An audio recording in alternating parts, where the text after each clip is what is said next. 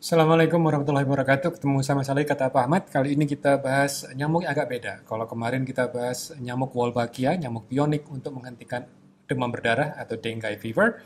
Sekarang kita akan bahas nyamuk yang agak beda, nyamuk Culex. Tapi apakah nyamuk Culex ini bisa diinfeksi oleh Wolbachia dan untuk apa? Nah, jadi kemarin ini saya juga mendapatkan ada YouTube ya yang mengatakan bahwa Wolbachia ini akan menyebarkan virus radang otak. Nah, coba kita dengarkan cuplikan videonya ya. Ada jenis nyamuk baik bernama nyamuk Wolbachia. Nyamuk ini akan membawa jenis virus mematikan bernama Japanese encephalitis atau radang otak. Berita baiknya, vaksin dan obatnya sudah ada. Program dan anggarannya sudah ada. Tentunya Indonesia nanti harus membelinya. Ingat cerita tentang di ekonomi Hitman, maka ini ada. Ya, jadi ini satu cara berpikir yang unik ya menurut saya. Logikanya adalah begini. Jadi ketika nyamuk Wolbachia ini dia membawa semacam virus, virusnya ini virus JEV ya, Japanese Encephalitis Virus. Jadi ini memang ada virus beneran ya, Japanese Encephalitis Virus. Jadi kalau dia menginfeksi manusia, dia nanti bisa menimbulkan radang otak. Oke? Dan video tadi memang ada benarnya, vaksinnya sudah ada. Oke, nah, vaksinnya sudah ada. Jadi logikanya adalah oke, Indonesia akan disebarkan nyamuk ini, nyamuk Wolbachia yang bawa virus CEV. Nanti akhirnya manusia-manusia di Indonesia, rakyat Indonesia banyak yang terkena CEV. Nah, berita bagusnya sudah ada vaksinnya. Oh, keren nggak tuh? Jadi akhirnya kita harus beli. Wah, cuan dong buat elit global gitu ya. Nah, tapi logikanya apakah seperti itu gitu ya? Ini coba kita bahas dari sisi sainsnya dulu ya. Dari sisi sainsnya bagaimana sih modus penularan Japanese Encephalitis virus? Oke. Jadi virus ini dibawa oleh Culex. Culex itu beda dengan Aedes aegypti ya. Jadi nyamuk itu juga ada beberapa spesies yang berbeda. Jadi yang namanya virus Culex itu dia bisa hidup di nyamuk, dia juga bisa hidup di binatang yang lain, terutama apa? Terutama hewan ini bangau dan juga babi. Oke. Dia memang bisa menginfeksi kuda dan juga bisa menginfeksi manusia. Oke. Tapi masalahnya begini. Jadi kalau misalnya nih si virus yang ada di nyamuk ini dia menginfeksi bangau misalnya, sel bangau itu akan mudah untuk memperbanyak virus. Jadi sel bangau itu sangat sangat mudah untuk mengamplifikasi virus memperbanyak. Nah, kalau misalnya nanti dari sini virus akhirnya ketemu bangau lagi, akhirnya virus amplifikasi lagi, kalau ketemu sama babi, babi juga bisa terinfeksi dan sel babi juga bagus untuk mengamplifikasi untuk memperbanyak virus CEV ini. Nah, masalahnya ketika ada peternakan babi atau bangau itu kan di bangau air ya, jadi banyak di sawah misalnya. Tapi kalau di sana nggak ada bangau sawah ya, ini mungkin di tempat tertentu. Nah, tapi kalau babi mungkin sebagian Indonesia ada peternakan babi. Nah, kalau misalnya ternyata di sini babinya penuh dengan virus, dihisap darahnya oleh nyamuk Culex. Nah, kalau Culex akan bisa menggigit manusia, menghisap darah manusia, akan ketularan tuh manusianya. Nah, karena manusia ketularan, akhirnya dia bisa terkena penyakit radang virus tadi. Oke. Nah, makanya dalam konteks seperti ini, kan bagi kita manusia, kita harus melindungi manusianya nih, ya kan? Melindungi manusianya ya berarti dengan cara apa? Dengan cara divaksin. Nah, ini adalah vaksinasi adalah pendekatan yang memang standar seperti ini. Coba nanti kita akan lihat tantangannya seperti apa.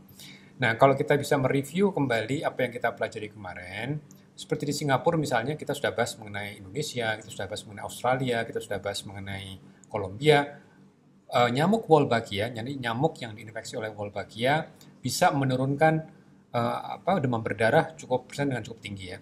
Nah, kalau di Singapura di sini ada dua studi, nggak cuma satu, dua studi yaitu di daerah di utara itu sampai 80% penurunan penurunan populasi nyamuk. Kalau di Tampines West tadi saya di sebelah sini ya di Singapura juga itu sampai 50% penurunan nyamuk Aedes aegypti. Nah, jadi karena ini kita bahas mengenai nyamuk, berarti jangan-jangan orang mulai berpikir bisa nggak itu kita terapkan Wolbachia untuk menghentikan atau mensupres populasi kuleks gitu. Kan kita tahu bahwa yang namanya Wolbachia itu dia bisa menginfeksi banyak serangga kan gitu. Nah, ini makanya yang perlu dieksplorasi. Jadi, paper seriusnya ini bunyi seperti ini, oke? Potential use. Kalau kita bicara potential use itu berarti ada potensi nih gitu, tapi belum terbukti dengan secara evidence base ya, secara bukti yang kuat gitu. Kalau Wolbachia untuk menghentikan demam berdarah itu jelas, kita sudah bahas di video sebelumnya. Tapi ini ada satu ide bagaimana kalau kita juga akan gunakan strategi ini untuk menurunkan transmisi virusnya gitu. Jadi ini kalau misalnya kita lihat transmisinya ya. Jadi dari bangau, terus juga nanti bisa ke babi gitu kan. Di sini ada penularan yang bisa ditularkan gitu. Tapi kalau pada manusia, karena manusia ini secara tidak begitu bagus untuk mengamplifikasi, dia menjadi dead end host ya. Jadi inang yang kurang bagus. Tapi kalau misalnya dia terkena, dia bisa terkena penyakit. Nah, berarti kan harus diapakan? Harus divaksinasi kan? Nah, kalau kita bicara vaksinasi ini juga ternyata ada tantangannya gitu. Jadi sebetulnya apa yang video yang tadi mengatakan bahwa Indonesia harus beli vaksin gara-gara Indonesia terbujuk, terayu oleh elit global untuk melepaskan nyamuk Wolbachia itu nggak nyambung gitu. Pertama, Wolbachia yang hendak disebarkan di Bali kemarin itu nyamuk Wolbachia nyamuknya Aedes aegypti, bukan nyamuk kuleks, guys. Oke, tolong jangan ketuker-tuker. Ini dua nyamuk ini very different ya, itu sangat berbeda. Jadi yang mau dilepaskan itu adalah nyamuk Aedes aegypti yang sudah diinfeksi dengan Wolbachia. Sementara sedang banyak penelitian untuk menginfeksi nyamuk kuleks dengan Wolbachia juga. Dan tujuannya apa? Untuk tidak lagi menggunakan vaksinasi. Tuh, mereka yang nggak mau vaksin justru malah cocok nih dengan pendekatan nyamuk bionik Wolbachia pada kuleks. Kenapa? Karena memang vaksin itu cakupannya rendah, apalagi di daerah rural gitu, di daerah pedesaan di mana mereka rentan, apalagi sana kan mungkin banyak bangau air atau di daerah peternakan yang ada babinya gitu kan. Makanya kalau seperti itu malah perlu juga vaksinasi pada hewan inang tadi itu, pada babi misalnya gitu. Tapi kan pada akhirnya nanti jadi cukup ini ya, jadi cukup mahal dan belum tentu efektif juga. Nah, inilah tantangan vaksinasi sebetulnya. Jadi rekan-rekan sekalian, kalau ini dikatakan pada intinya adalah penyebaran nyamuk kuleks yang ada JEV-nya itu nanti ujungnya supaya kita beli vaksin, ya itu logikanya malah nggak nyambung gitu ya. Kenapa? Karena justru studi pemberian infeksi Wolbachia pada nyamuk kuleks itu tujuannya apa? Supaya nanti si virus ini tidak bisa lagi replikasi di nyamuk kuleks, kan ada Wolbachia-nya gitu. Nah, itu kan ide seperti karena mereka berusaha mereplikasi. Oke, kalau konsepnya Wolbachia bisa membuat nyamuk tidak menjadi inang yang baik buat replikasi virus. Nah, bagaimana kalau kita terapkan pada encephalitis, pada Japanese encephalitis virus? Oke, baik rekan-rekan. Jadi itu konsepnya, mudah-mudahan bisa dipahami.